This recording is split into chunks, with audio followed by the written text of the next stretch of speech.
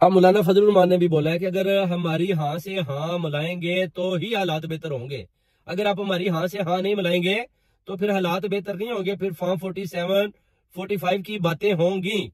इसलिए आपको जो आपने मैंडेट चोरी किया है आपको हमारी हाँ में हाँ मिलाना होगी। ये उनका खुलम खुला पैगाम है एस्टेब्लिशमेंट के लिए भी।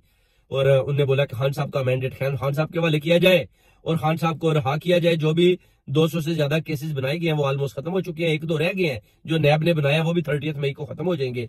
वकीलों ने भी आपने देख लें कफन बांधा हुआ है कि खान साहब को हर सूरत में बाहर निकालना है। उसके बाद वो कहते हैं खान साहब बाहर आएंगे तो इंशाल्लाह ताला फिर सारी सूरत हाल ठीक हो जाएगी, क्योंकि नवाज शरीफ भी पीछे हट चुका है। बेसिकली वो भी चाहता है कि अब खान साहब जो है ना वो निकल ही आए, क्योंकि मैं तो अकेला जर्नैलू का मुकाबला कर नहीं पाया, तो खान साहब को ही बाहर निकालते हैं।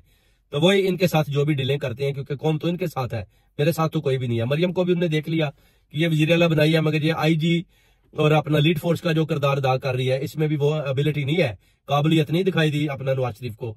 तो उसने भी देख लिया कि ये इसके भी अहल नहीं थी जो इसको इतनी बड़ी चेयर पर बैठा दिया गया है। तो ये सारे फैसले उनकी तरफ से गलत हुए, जिस पर नवाज शरीफ बड़ा शर्मिंदा है अंदर से कि मेरे गलत फैसलों की वजह से मेरी पार्टी भी खत्म हो चुकी है। और शहबाज शरीफ ने सारी पार्टी के जितने भी मेंबरान है मेरे उनको फर्क कर दिया और अपने लोगों को सामने ले आया है, और जर्नैलों ने अपने लोग ले आए और मिलकर ये हुकूमत चला रहे हैं और हमें खूडे लाइन लगा दी।